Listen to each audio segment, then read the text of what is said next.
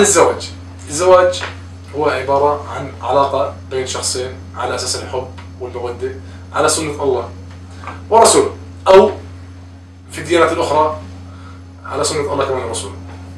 للديانات الأخرى قال رسول الله صلى الله عليه وسلم: إذا أتاكم من ترضون دينه وخلقه فزوجوه. بس للأسف الشديد خلينا نحكي عن الزواج في الأردن. الزواج في الأردن هو عبارة عن علاقة حب ومودة بين شخصين عندهم عيلتين. العيلة المغضوب عليها راح يكون عيلة الزوج أو الزوج نفسه، عيلته اللي ممكن تتكبد العناء منه.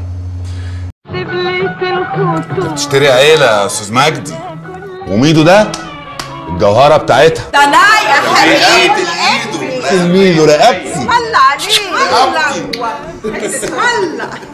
أمورني يا عمي. أنا بس عايز أعرف إيه ظروف الشقة.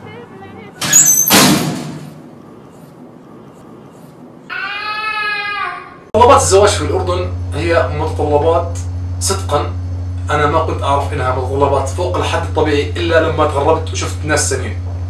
حوشت المال؟ لسه. لقيت الشقة؟ لسه. متطلبات الزواج في الأردن هي عبارة عن 3 متطلبات رئيسيات. طبعا نسول الدين والأخلاق أول شيء، نسوليهم شوي. بدنا نحكي في الأشياء الأساسية اللي بتهم الناس اللي مفكرة إنه هالأشياء ممكن تدير بالها على بنتهم.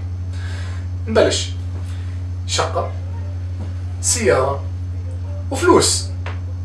طبعا شهادة التعليم سكندري، يعني معك شهادة معك الشهادة، بس المهم فلوس. وقعت عليك يا دنيا وثمن الشهادات، وبقيت يا دنيا ماشية عالسقف وعالطاقات. بعض الناس اللي بدهم يسروا على انفسهم بالزواج بيعانوا معاناة لا يعلم فيها الا الله عز وجل، لانه بتوصل تكاليف الزواج في الاردن تتعدى ال 16,000 دينار للشخص العادي الطبيعي.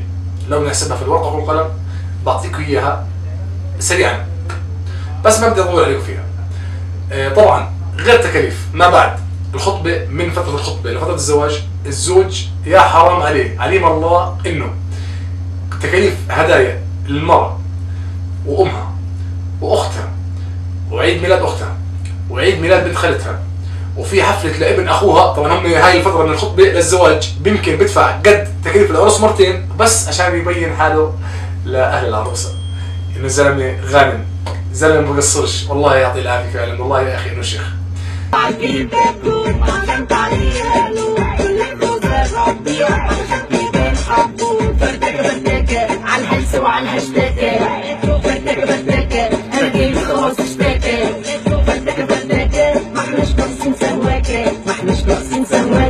للأسف صار منح الزواج هو منحى مادي ولا يمد لقول رسولنا الكريم إنه الدين والخلق فزوجوه.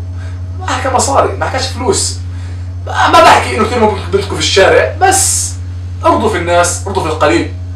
بعض الناس مفكر إن الماديات هي اللي بتغني، الله الغني، وخذوهم فقراء يغنيهم الله من فضله. هشيلها جوه عينيا وانا ضحي معاه بعناية من ربع جنيه ل100. طب عندك شقة؟ لا. طب عندك شغلة؟ لا. طب عندك إيه؟ مقارنة بسيطة صغيرة تقارن بين الأردن والهند. الهند في بعض مناطق في شمال الهند العروسة أو أهل العروسة بعطوا أهل العريس ذهب كيلو 2 كيلو على حسب البروفيشن تبعه. كان مهندس أو دكتور ممكن يوصل مهره ل 2 كيلو. يعني العريس ما بيدفعش شيء، العروسة بتقوم في كل شيء. طبعا هذا كمان قيس الأمر على بعض الدول العربية، إنه في يكون عندك شيرنج. مش ضروري العريس ينذبح وتجي 1000 جلطة قلبية حادة لغاية الفترة اللي هي قبل العرس، مش ضروري يعني. لا بالعكس، ناس تقدم، ناس يعني العروسة ممكن تجيب إشي، العريس ممكن يقدم. يعني هي عبارة عن علاقة، قلنا مودة ومحبة، علاقة شيرنج. مش ضروري العريس يدفع ويتداين 300,000 ليرة عشان نهاية عم ببحث عن عروسة أنا. عروسة تدفع وزني ذهب بس مش لاقي للأسف، فأنا حواليكم يعني هندية مش غلط يعني. طبعا يعني تكون ذات خلق ودين وزوج حميد. بنشوفكم على عافية.